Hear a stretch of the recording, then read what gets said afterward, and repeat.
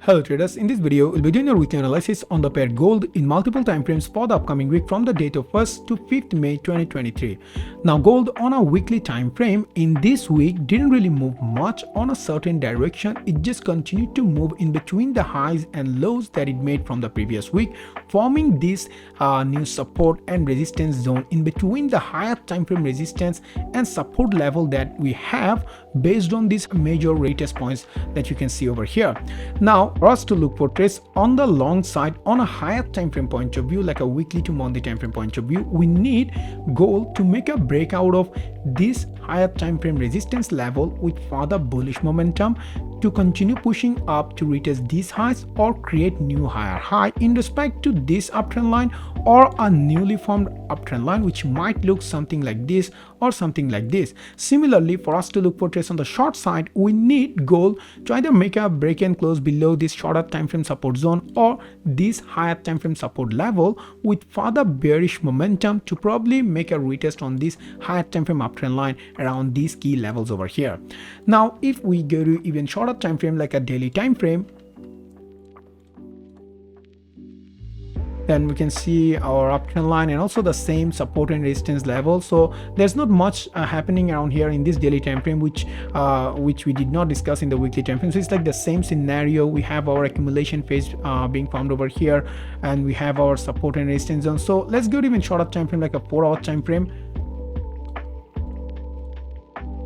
Now in this 4-hour time frame, we have our higher time frame support and resistance zone around here, and also we have our very recent support and resistance zone on a shorter time frame point of view being formed around here, in between which the price is currently consolidating or ranging by making these highs and lows around here. Now to look for short-term trades, we need price to make a breakout of either this support zone or this resistance zone, but on a higher time frame point of view, to look for long-term trades, we need price to make a breakout of this support level or this resistance level with further momentum. Now let's say on the upcoming week, gold makes a break and close below this support zone that it has over here with further bearish momentum, at least on a 30 minutes to 1 hour time frame. Now after that break and close happens, we should wait to see some structure, some setup over here. After that break and close happens on a shorter time frame like a 30 minutes time frame, and then using those shorter time frame setup, we can look for some short-term trades in hopes of gold continuing to push down to make a retest on this key level, which you saw on this daily time frame is our support level on a higher time frame point of view with multiple major retest points around here. However, if gold even makes a break and close below that support level with further bearish momentum, then we can look for further short trades the same way in hopes of price going for even deeper pullback or correction move towards the next support level, again with multiple major retest points, which you can see also on the weekly time frame makes more sense with this major retest point. So these are the two major support level where we expect price to continue pushing down to as part of a deeper correction move if it continues to close below the recent support zone, and if it continues to close below the higher time frame support zone as well. Looking for trades on shorter time frames with confirmations and with setups. Now if you see price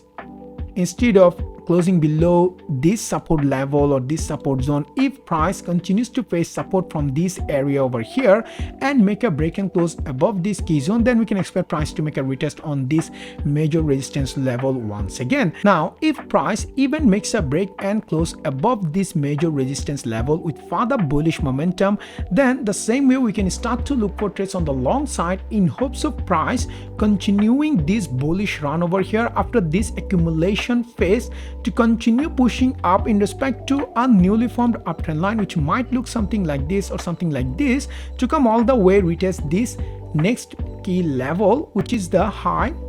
from these major highs over here, or to continue pushing up creating new higher high if it even makes a break and close above these highs with further bullish momentum. Now when looking for trades after the price closing above this key level, we should look for confirmation as well. Now the confirmations may come in many forms. In our case, we should wait for a structure to be formed after that break and close happening over here, something like a structure like this. And then when we see price making a breakout of that structure with further bullish momentum, then we will have our confirmations on the breakout of that structure to look for trades. In this case, as you can see, price made a breakout of this structured support level with further bearish momentum, which led price to continue pushing down all the way right around here. So after the price closes above this key level or below this key zone, we should wait to look for such a structure to be formed at least on a 30 minutes time frame, and then look for trades on the breakout of that structure to avoid any fake out traps over here. So that's my analysis on gold in multiple time frames for the upcoming week, and I'll give a link to this whole trading view chart in the description down below so you can see